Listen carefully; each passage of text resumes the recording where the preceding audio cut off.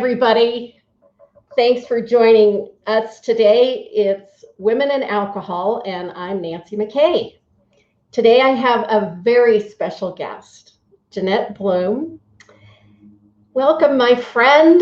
Thank you. I'm glad to be here. It's so good to see you. So, Jeanette is a native of Colorado, and her daughter, Amanda, who I cannot believe is 27. I know. How the hell did that happen? Exactly. Right? She is now living in Portland, Oregon, which is one of my favorite cities.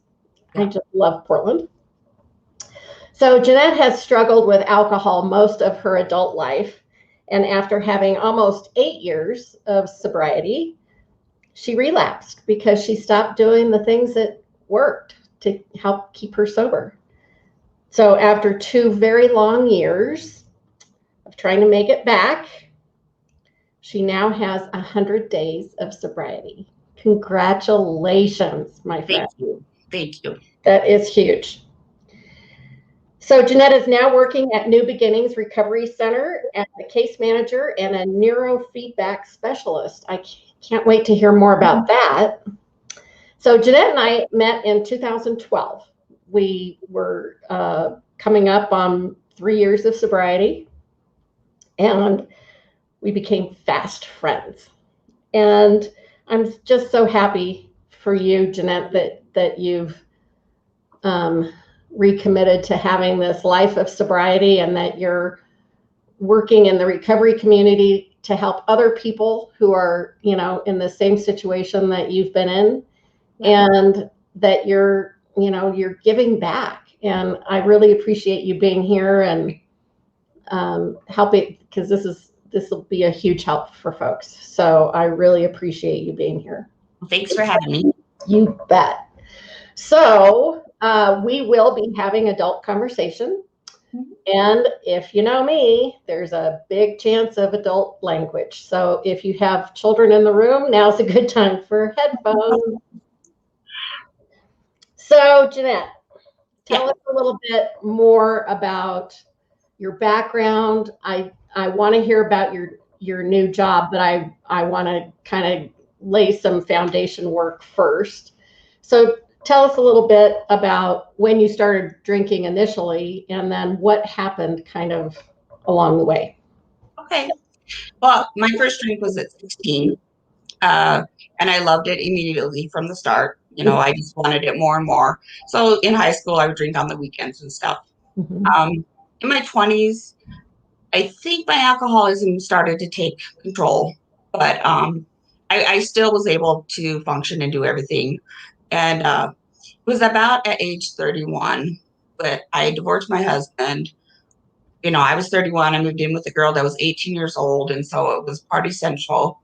I worked at a bank, and I was a region manager for a bank, so I had a large expense account, and lots of opportunities to use that. And in the banking business, they really encourage drinking. Actually, it's clients and with we golfed all the time and did that kind of stuff. So it really took off. My first day on the job, I was working at a golf course, taking money for bets on a hole, and people were bringing me drinks all day long. And then at the end of the night, it was pitchers of shots, so I knew I'd found the perfect job for me. Yeah. And it just started to decline from there. And I went to rehab for the first time at age 40. Okay. Yeah. And so that was when we met. How old were you then? Was that rehab the first and only time? I was probably about 44 when we met. Okay. Yeah. So it didn't stick with me for the first rehab. I had a hard time sobering up and really committing and being in the rooms of AA. But after about a year, I ended up fully committing to being in AA. Okay. So, yeah. Okay. And then, almost 8 years. I loved the program. I loved the people in it. It was amazing. Got too busy. I was working at a treatment center working about 50 to 60 hours a week. I was going to school, taking 18 credits. Right. And of course, being the perfectionist that I am, I had to have all A's. It was just too much. And the thing to go was my program. So I ended up relapsing. Yeah. And so when you were, because that's really interesting what you just said, because I'm a perfectionist, I wanted to get straight A's. Yeah. So there was a thought in there that was more important than your sobriety. And do you think that you had started to take your sobriety for granted, that you just figured that you were okay? I do. Didn't I need felt really strong. I felt good. I was working at a treatment center, running 12-step groups. It just, the thought occurred to me that, meetings aren't as important now because, I'm running these groups Right. you know, it's not the same at all. You have to be able to share openly and be open and honest, and you can't do that in front of clients. Okay, so that's interesting. That's Mhm. interesting. And why is that? Do you think that so if you're running the program at a recovery center, Mhm. you're not permitted to be open and share your story, or We can share our story. The thing is that if you're in a vulnerable state or something, or you need support, yeah, that's not the place to get it. right, And, so then I wasn't at my home group to get yeah, that support that I needed. okay.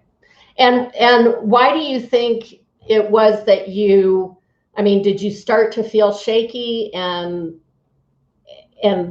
consciously didn't reach out, or Yeah. As I stepped away, I stepped away from the program, then I stepped away from friends, and then I stepped away from God, and then it just all went downhill. And I stayed sober for a little while doing that. Uh, then I became pretty miserable. And one day I was at work and just decided it was time. I wanted to drink. So and so when was that? Do you remember that the was date? October of 2018, 19, 19. 19. Yeah. Okay. Yeah. No, 18, because it's been, 18. yeah. Okay. So yeah. So because you said your sobriety date is November 16th. Mm-hmm. Yeah. 2020. 2020. Yeah. Well, gosh, I just, you know, as one of your friends, I'm Mm-hmm. so grateful Thank you. that um, that you have found your way back and that you survived that, because I know that it was really a struggle, because I saw it and it was really hard. I know it was hard for you. Yeah, So I feel very blessed to have made it back. I'm grateful as well. yeah, yeah. So what do you think has been the most difficult part of staying sober? When you, because I know, back in 2018, you had some, you had some issues there, and then you sobered up for a bit, Mm-hmm. right? Yep. And so what has been the thing that pulls you back? Honestly, I almost lost my life, and I ruined my relationships. Employment history. I financially bankrupt. Emotionally, spiritually, I was just dead. Uh, and so I went back to the treatment center I was at one time, because I've been to many now. Uh, Mhm. and they have a church program there, and I got involved in that. So my spirituality started to come back, and it just all came together again for me that I want to live a life and not just a miserable existence or die. Oh, God, I'm just so grateful. I'm so grateful. Thanks, me Um, too. Very blessed. yeah. So, and kind of to go back just a little bit, what do you think has been the hardest part about staying sober? What what comes up for you? What is there a trigger that comes up for you, or something that happens that makes you think that taking a drink is a good idea? Yeah, so I get caught in a shame cycle of, and that's what kept me drinking, Yeah. is I was shameful about drinking. Yeah. And then to cover that up, I would just continue to drink. And, Yeah. then of course, I started to go through withdrawals if I stopped. So then the cure for that was to drink. And, so any kind of emotional pain like that is what was the hardest thing. Right. And I learned now how to deal with some of that. So, Yeah. yeah. Yeah. Well, and that's one of the things that I work on with my clients is shame and right now you are exhibiting incredible courage, and you're being vulnerable, and you can't be courageous without first being vulnerable is my belief, and that comes from Brene Brown. And so I am I'm really honored that you're sharing your story with us here today. Thank you. And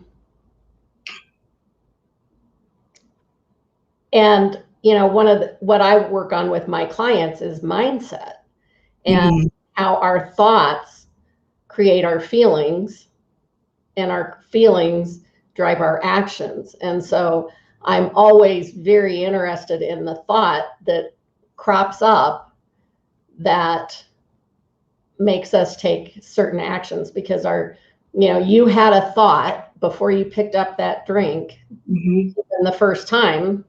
Yeah. And that created a feeling. So, and that created the action of taking a drink. So, the feeling that you've referenced is shame. Right. Right. And so I wonder what that thought was. Do you remember having a specific thought that created the shame feeling? I don't remember specifically. It's usually to do around my daughter. Okay. Yeah, because, I've put her through the ringer over the years. I really have. And, currently we're barely on speaking terms. And I think that was the case back then as well. It was just, we had built up a really good relationship. Yeah, so I don't know. It's really tough to say what exactly. Yeah. Yeah. Well, so now you're learning the tools all over again, right?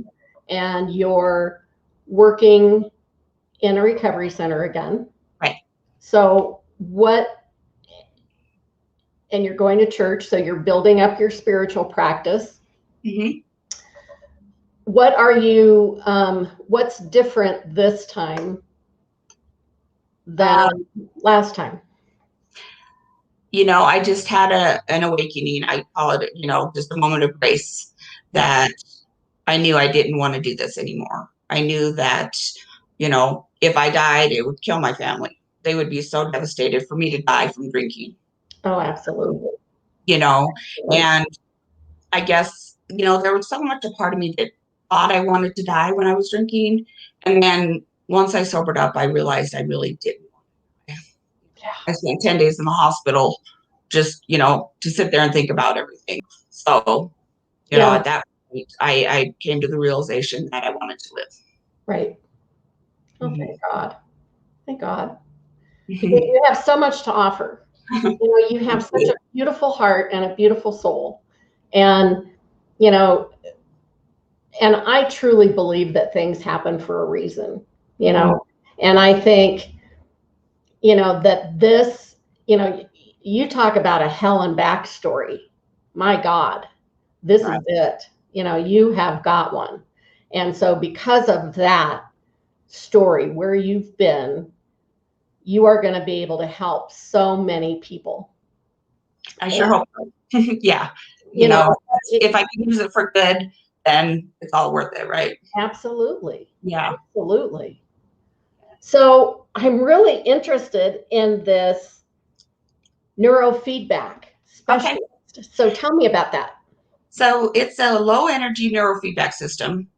And what it does is that it repairs your neurotransmitters and your receptors that are damaged. They get damaged through regular stress every day, any kind of anxiety, depression, anything like that. And then if you add alcohol or drugs on top of that, then they become really suppressed and they're not firing properly anymore. Oh, wow. And so we have it's a little machine. We just put probes on their head. They don't feel anything at all. And what it does is it just starts to open up those neurotransmitters, trying to get from really the impulsive side of things and the feeling side of things to really open up to the cognitive side of things, and, where you can think things through more clearly. Oh, and wow. It's very effective. Yeah. That's awesome. Yeah. That's awesome. Yeah. It's great. We have a lot of scientific stuff there. Which is great. That's great.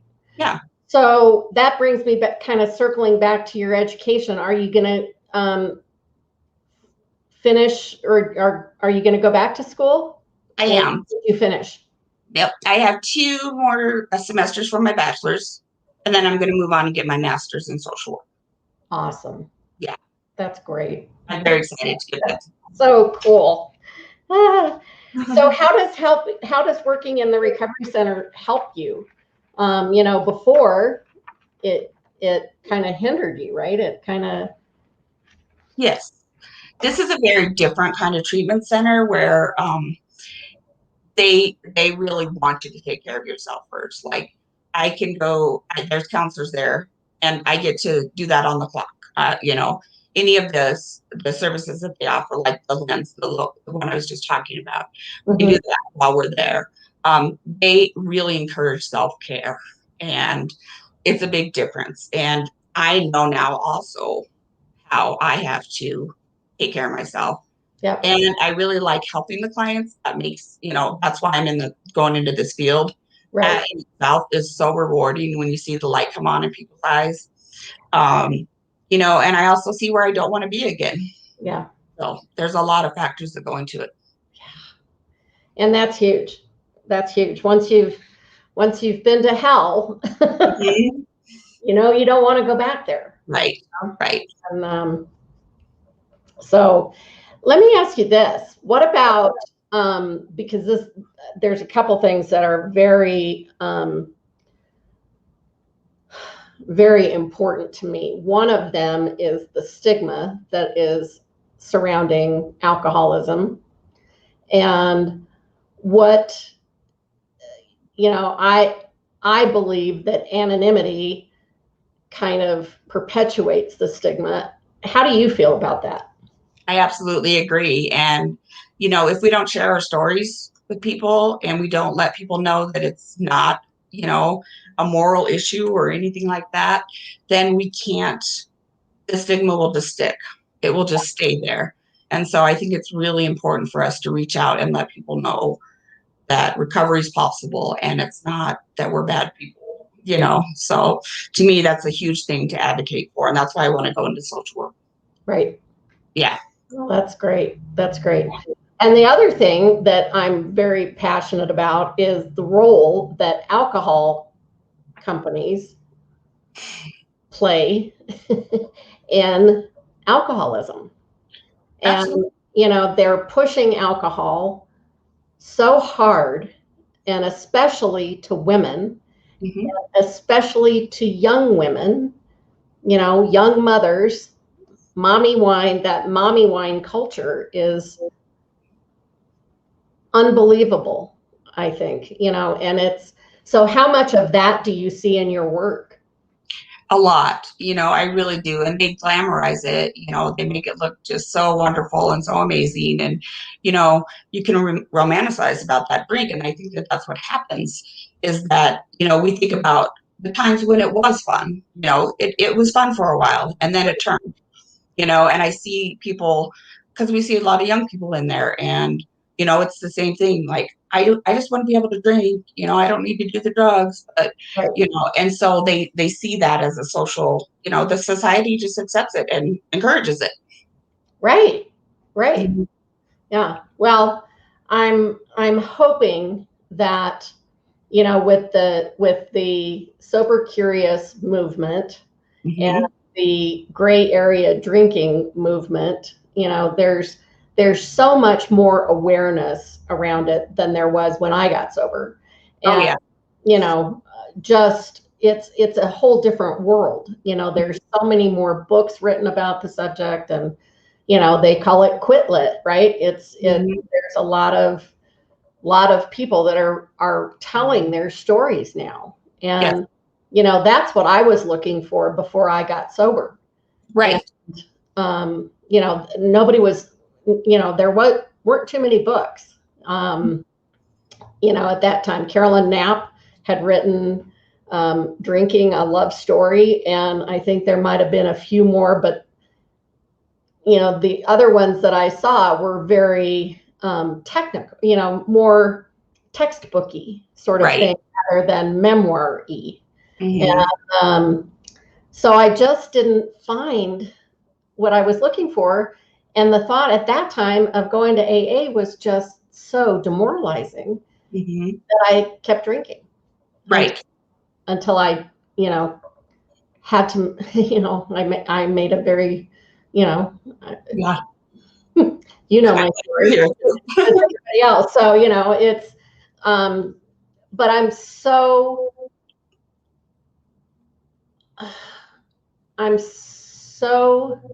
moved by your story and your strength and your hope and experience. I mean, it's just, it's a beautiful thing. And like I said before, I'm just honored that you have, that you're willing to share your story here with us today. Thank you. I'm just very honored to be here, and I appreciate it. Yeah. Thank you so much. So now is one of my favorite parts of the interview is the rapid fire questions. Okay. So the first one is, what's your favorite food? Lasagna. Ooh. And what's your favorite book? Do you have a favorite, or do you have something on your nightstand that's? That's a tough one. I'm supposed to be rapid firing. Sorry, but you can take your time. Oh gosh, I can't think of one in particular. Sorry. Well, that's okay. And of course, what's your favorite curse word? I'm going to go back to that question. Daring Greatly by Brene Brown. I've read it several times. Okay. Yep, that's a fabulous book. Yeah. Love the book. Yep. Okay. Yep. Favorite curse word? Shit. Shit. It was my mom's favorite too, so I think I come by it naturally. Yep. There you go. So I want people to know where to find you. So I'm putting up your email address. Great. And if people are, worried about getting sober or, have questions, they can reach out to you. Absolutely. Please do. Great. And of course, they know they can reach out to me. I'm going across the bottom here of the screen. And also, ladies, if you want to get some additional support, I have a Facebook group, Women in Alcohol. Jeanette is a member of the Facebook group, and I would love for you to join us as well. It's a pretty small group, and so there's a lot of people with various stages of recovery that are always, willing to help, answer questions, talk about recovery, and be supportive. So I hope that you'll join us over there. So any parting thoughts? I just want to say thank you for the opportunity. And, I'm trying to use my story as something that can help others. So I don't want it to be in vain. So if anybody is struggling, please reach out. Great. Well, Jeanette, I have so appreciated this. and it's just so great to see you. And Thank you. Look wonderful, and I'm glad that you have landed on your feet. Thank you. So thanks, everybody. Jeanette, you sit tight, and thanks, everybody, for joining us today, and we'll see you next time. Bye.